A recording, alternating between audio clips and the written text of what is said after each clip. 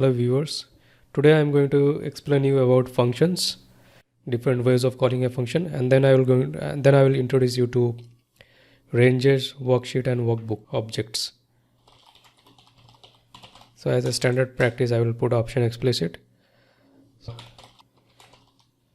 So function is similar to a procedure, but it will take it might take few parameters as input and give you an output. So let's take an example.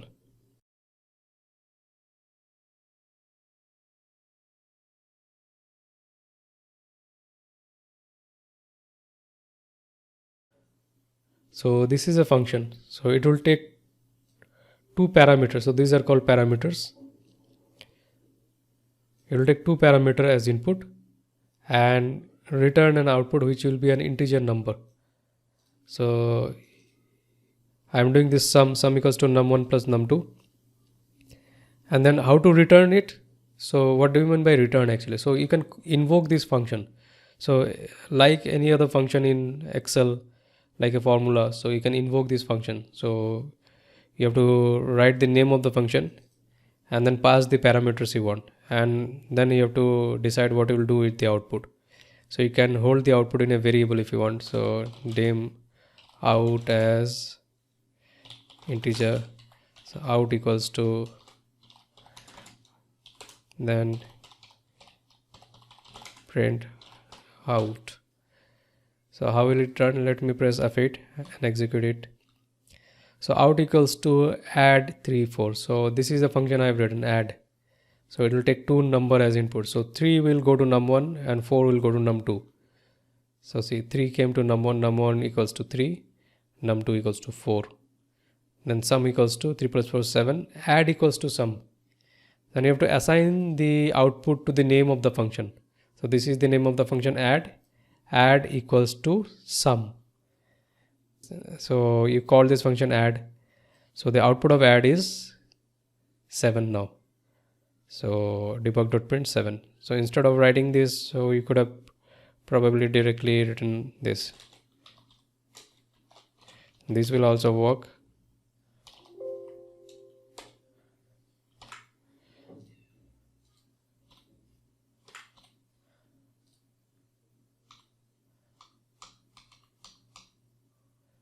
It will print 7. So this is the way a function works. So it's very simple, and it is not necessary that a function must take a parameter. So let's write another function, and we will copy this and take it here, pi, and this time I'll return as single. I'll just pi is equals to 3.1416. So pi is a trigonometric figure actually, you know, pi r square and all those things. So if I call this, let me call debug.print, let me comment this, debug.print pi. So if I execute it, so pi is 3.1416, it will print 3.1416.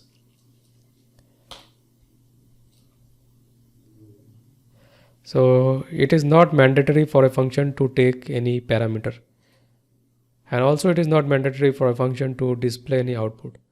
So let us take another example, function func func1. Let me just name it as this, and then I'll write message box hello, or if I want, I can create an empty function also. This does not make any sense, but this is also possible. So I can just call debug. Let me comment this. I can just call debug.print. So if you write func and press control space, so automatically this will get completed. If you write fun control space, so this is a autocomplete feature of VBA. So what it does, check what happens. So it will go here, it will come out, nothing happened. So this is also possible. So you can also put a message box here if you want. So it will just display a message box and come out. So this is a function. So it can take 0 parameter and return 0 value. But a function can return a value. So the difference between a sub procedure and a function procedure. So these are all procedures. The difference is that sub procedure cannot return a value. You cannot write as integer. So this will give you an error. See, sub procedure cannot return value. But you can write here as integer. It can return an integer, it can return a boolean, it can return any type of data you want to return. It can return. So for that matter, you can write a function for factorial and then call it inside a procedure.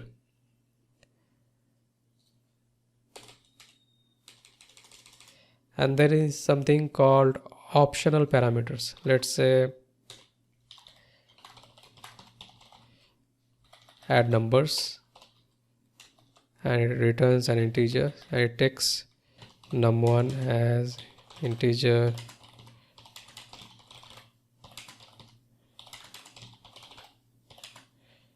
so what you can do is you can make this parameter as optional. Now what happens is that dim sum as integer, sum equals to num1 plus num2 plus num3, add numbers equals to sum. So when I press control, see, when I write add numbers and I press control space, so this feature of VBA is called Intellisense. So it will give you the different possibilities. So Intellisense also works like this. If you write strings dot, so it will give you all the string functions. You can see here strings dot. So let's say, so and where do I get it actually? Let's say lcase is a string function. Lcase is a string function. So if I press shift F2, it will take me to the object browser, and I see that it belongs to the class strings. So there is another way of calling the inbuilt functions. So you can write strings.lcase, strings dot, and all the options you will get. So this feature of VBA is called Intellisense. So when you press dot or when you press control space, so you get the options listed down. So this is Intellisense. So let me add numbers equals to sum. Now I'll call this function from here, debug.print add numbers, and I'll pass 2, 3, 4, 2 plus 3 plus 4, and if I just run it by pressing F5, I get an output 9. See, the output is 9. But let's say, what if I pass 2 and 3? So for the time being, let's remove the optional parameters. So let's remove the optional keyword. Now see what happens if I run this. Argument not optional. Argument not optional. So these are called arguments. So these are parameters, and when you assign some value, when you call the function with some real value, these are called arguments. So argument not optional. So you have to pass the third argument, and now it will work. You will get 9. But what if you want to add just 2 numbers, not 3 numbers? So what you can do is you can put an optional keyword here, and now if you press F8, it will go here, and num3, the value of num3 will be 0 by default, and then it will give you the output 5. 2 plus 3, 5. You can also assign a default value to it. Optional num3 as integer equals to, let's say, 10. Now see what happens. So if I don't pass the third parameter, so it will consider num3 as 10, and it will give an output of 15. But if I pass the third parameter, let's say if I pass 1, then it will not assign this value.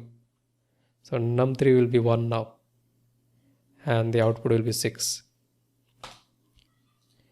So all this, so there is one thing about this optional parameter. All the optional parameter must appear at the end actually.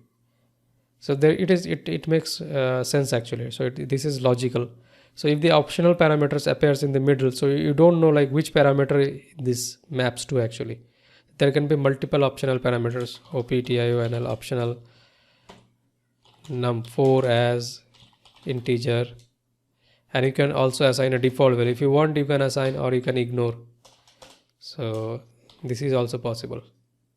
Now you can also run this.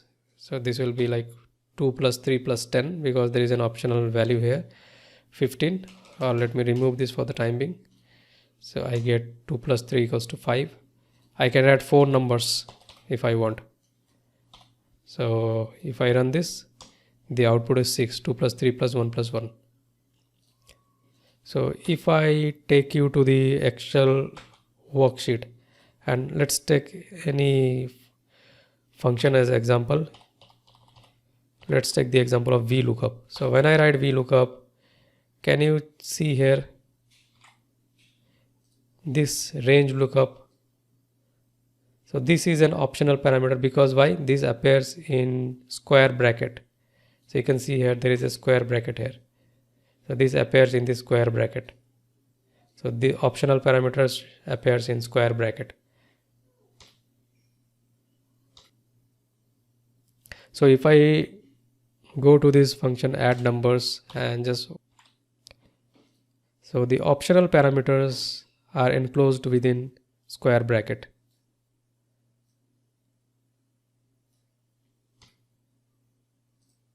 So this was about functions, and now let's, so okay, I made a mistake here. I am writing the code in this workbook. So as a standard practice, always insert a module and name it mod functions. Let me insert another module and let me rename it as mod ranges. You can see I renamed it as mod ranges.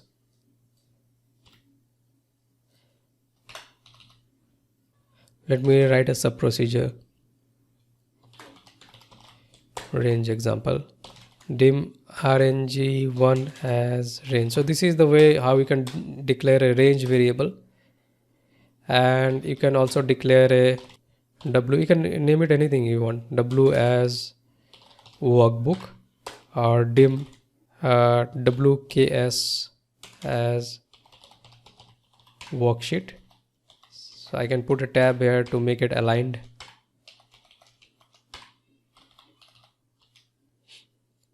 So for the time being, let me remove the workbook.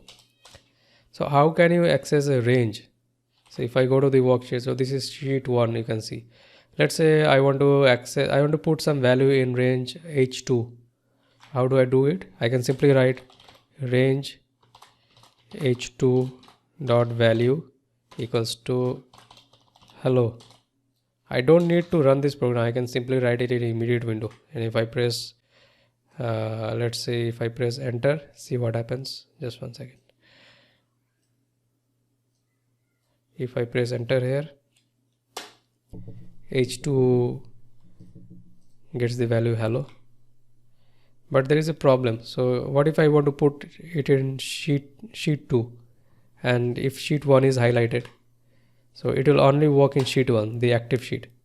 So if you want to put it in sheet 2, you have to specify the name of the sheet. So this is the sheet 2. So there are two names actually. One is the code name and the other is the display name. So this is the display name. So I can change it actually. I can rename it to data. I can rename it to report.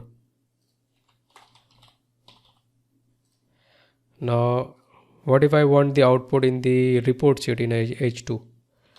So what you can do is, see, you can see here.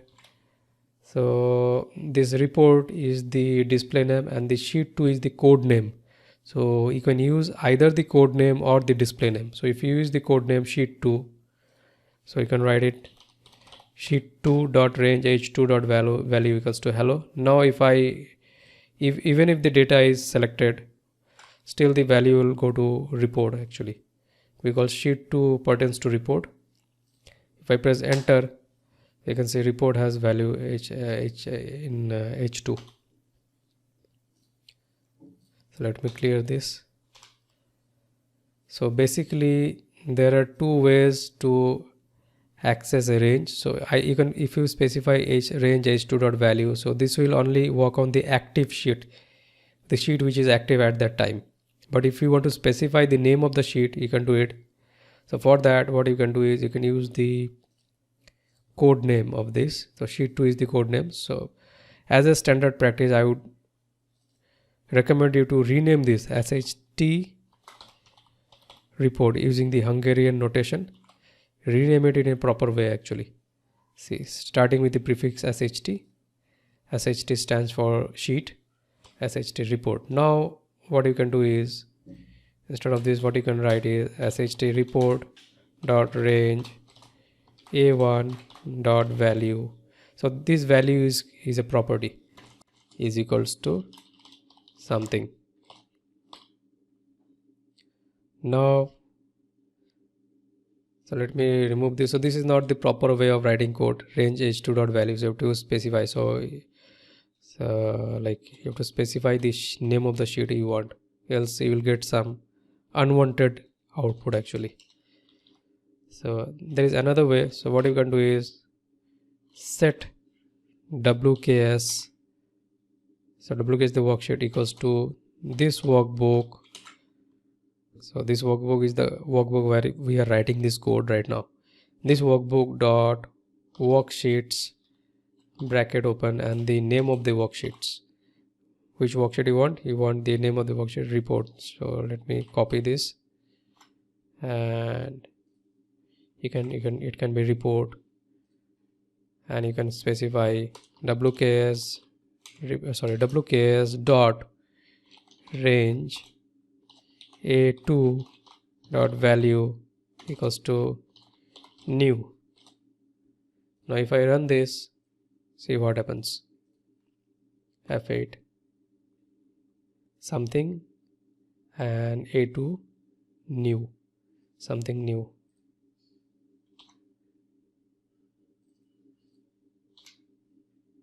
Now what if you change the name of the sheet?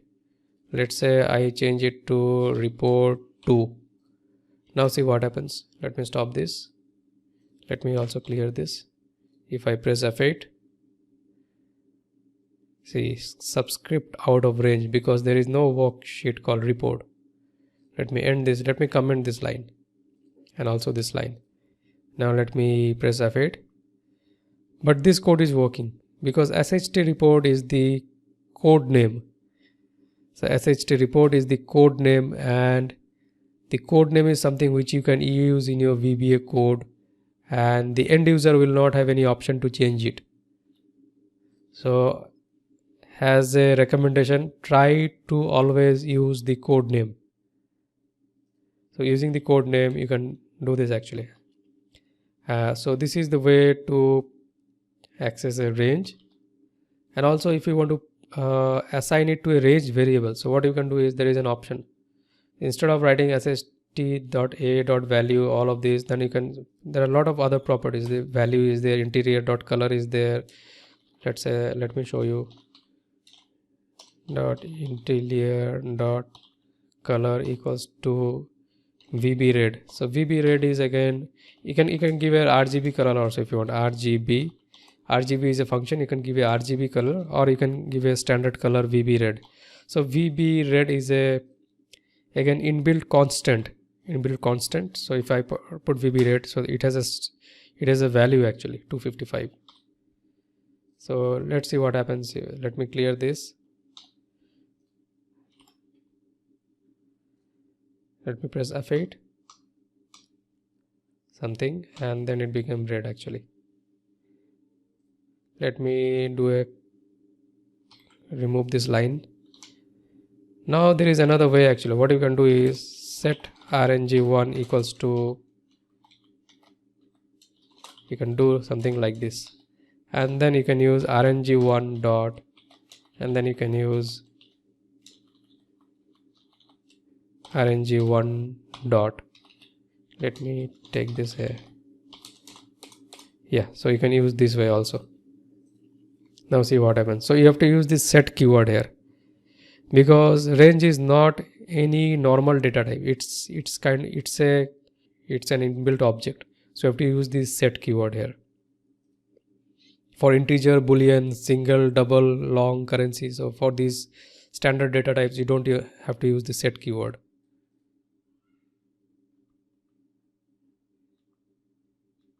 So you get this something here, and then it becomes red. There is also one thing you can do. SHT report dot cells dot clear. So it will clear the entire worksheet actually. See what happens. Everything is gone. Everything is new and fresh.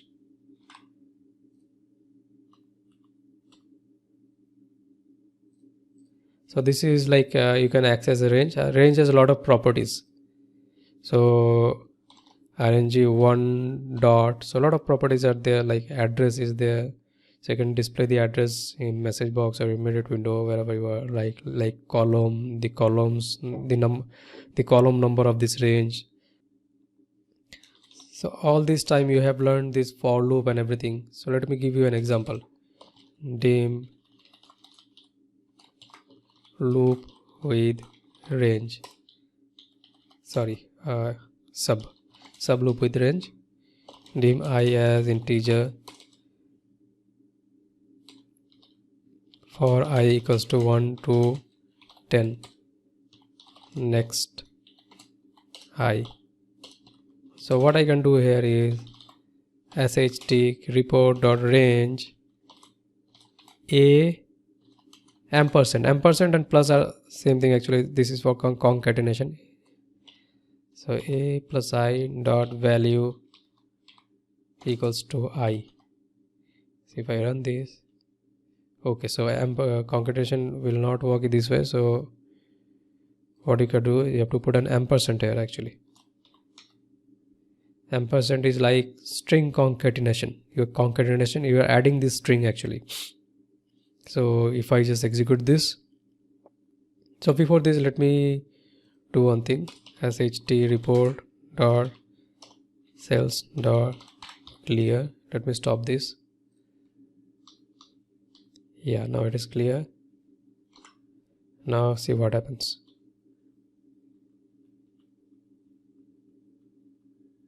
If I press F5, you will see 1 to 10 here. You can also put square of I actually. And also what you can do is you can put I in range A1, and in range B1 you can put square of I. So if I press F8, see I comes here and square of I comes in B1. If I press F5, see here, you get I and you get square of I. So this is now range manipulation. So range manipulation now became very easy. So you can do a lot of things actually. So if there is numbers here, so what you can do is you can do you can find a factorial of these numbers actually. So let me write so this is the last example I'm showing. So let me write a function factorial, and I'll write num as long, and it will return a long. And what is the factorial function? So dim I as integer, or let's say, yeah, fine, integer for I equals to 1 to num next I. So step is optional. So step 1 is optional. You can ignore it actually. If you remove it, by default it is step 1. So and dim fact as long, or fact is the name of the function, so I'll give it a different name. Output out as long, out equals to out into I, and out equals to 1. So this will give me the factorial. So let's test this. So you can put a question mark here and write fact and write 4, and let's see what is the output. 0. Why? So let me put a debug point here. So just click on this line and there will be a debug point, and then press enter here. It will take you to the line. Now press F8 and see what is the output, what is the mistake. So out equals to 1, out equals to out into I is 1 and num is 4. Okay, next I. Okay, so I'm not returning anything, so the function has to return something. Fact equals to out. So now if I press enter, so I'll get 24. So this is the factorial. So what I can do is I can write this loop. Let me write another loop,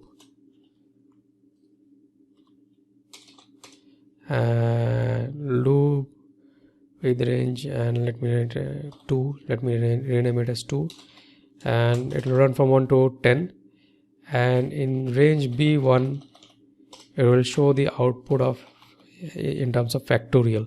So it will call fact and the number, like whatever is there in A1. So SHT report the range A1 dot value. So this will be the, so B1 will contain the factorial of A1 or AI, whatever. So if I just press F8, so let me okay, cells dot clear. I don't need cells dot clear because I need the value of A1 now. So what I will do is I will just clear B1 manually, and I'll put some random numbers here, 1 2 3 instead of 1 2, okay, let it be 1 2 3, or let me say 4 1 6 12 11. So these are random numbers. Now see what happens. So this loop will run. F8, it will go to factorial and BI. So I is now 1.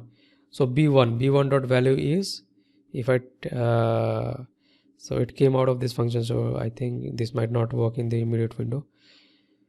So let me see, factorial of num is 11. Okay, so it has picked this 11. So B1 is 11.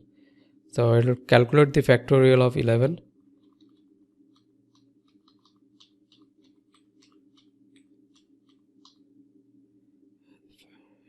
Yeah, this is the factorial of 11, and it will assign it to B1. So because B1, A1, so factorial of A1 it is calculating. A1 is 11, and the B1 will contain the output.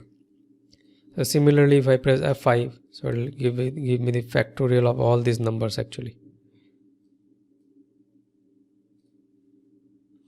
So now see how easy it is to run loops. So you can do the same thing using while loop. So while using a range, so it is recommended to use a while loop. I will show you some other advanced functions in next videos, where I will show you offset and other things, and I'll show you like how you can manipulate ranges actually.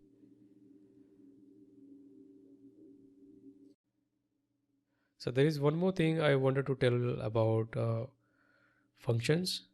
So there are two ways of calling a function. So you can use either, so if you don't want to, so if you are using it as a part of an expression, then it's not a problem. But if we are calling it as standalone, let's say if you're calling function 1 or func1, so you can write it this way, call, using a call actually, call keyword, and let's say it takes some parameter, let's say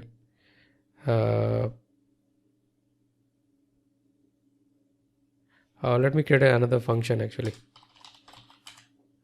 function 1 as integer. So this function is a keyword again. So if I call function 1 and it takes num1 as integer, for the timing, let's assume that it's an empty function, it's not doing anything. So what you can do, call function 1 and you can pass the number 2, or you can call function 1 and pass the number 2. So these are two ways you can call it. But if you put a bracket here, and let's say there are two parameters, so for with one parameter this is not the issue. Let's say there are two parameters.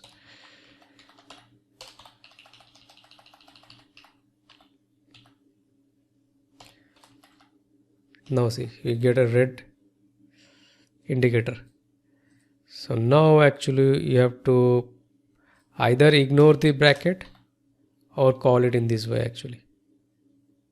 But if you make it as a part of an expression, let's say if you make it x equals to something, if this function is part of an expression, then you can remove this call and you can directly do this actually. But if you are calling this function as standalone, if you are calling this function as standalone, then you have to either use the call keyword and with the bracket 2 and let's say 2 and 3, two parameters you are passing, or you have to ignore the bracket. If you ignore the call keyword, you also have to ignore the bracket. So this is not the preferred way actually. This is not the preferred way. So I do not recommend you this way actually, this way of using functions. So I recommend the first way actually. So this is the preferred way I recommend, and this is, I don't recommend you using this. But as a sake of knowledge, for the sake of knowledge, I am explaining this to you. There is one more thing I want to talk about functions. Now let's assign some value to it. Let's say num1 equals to 10, num2 equals to 20, and msgbox message box num1 plus num2.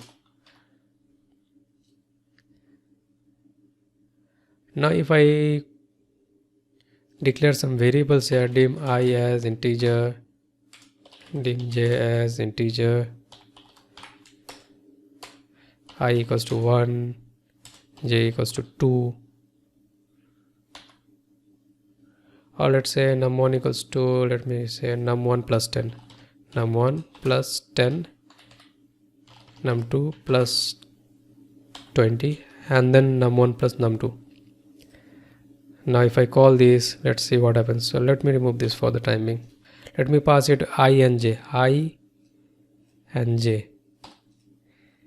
Now press F8. So I went to num1, so num1 is now 1 and num2 is 2. Num1 now become 1 plus 10 and this is 2 plus 20. So 11 plus 22, and you get the output 33. But there is a problem now. So if I press F8, it came here, and guess what is the value of I? I is 11 and j is 22. Why? But I is here I is 1 and j is 2. Why did it change? Because the default parameter passing mechanism of function is a function, or for that matter procedure, is ByRef. ByRef. So this is default. If you don't provide it, it means ByRef. So ByRef means by reference. It means you are not just passing, you are not just copying the value of I to num1, you are passing the memory address. So the whatever the content in the like whatever changes you make here, the changes will be done in the memory address and it will reflect in the calling function here. So this is because the default parameter passing mechanism of function, or for that matter procedure, is ByRef. So which means whatever value you are passing as parameter, let's say call function I and j, so num1 will hold the address of I. It is not like the value of I is getting copied to num1. Num1 will point to the same memory location, num1 and I. So now what happens is that I goes there, and whatever changes you make in num1, it is happening in I also. So message box 33, and now you can see I got changed here. I is 11. So if you print I here, so it will print 11. So to avoid that, what you can do is you can put ByVal. So whenever you don't want the calling parameters to get changed, so you should use ByVal. Now see what happens. So if I go here, it will print 33. When it comes out, I is still 1 and j is still 2. So this is called the parameter passing mechanism, and the default value is ByRef. So even if you ignore it, if you don't provide it, so it will be ByRef. ByRef means by reference. So it holds the memory reference. So you are not copying the value of I into num1. It will hold the same memory reference as I. So that is the meaning of by reference, and ByVal means by value. So you are passing only the value, not the memory reference. Okay, one more thing about this actually. So this question might come to your mind. So is there any order that we need to follow while writing this? The answer is no order. So this can go up, this can go down. So there is no such order. Yeah, so it depends on you, like how you want to order it actually. If add is calling pi, so you can put pi on the bottom actually. So it depends on your decision actually. So there is no such order. So you can write this in any order and it will still work. Okay viewers, thanks for watching. If you liked this video, please hit the like button and please subscribe to the channel.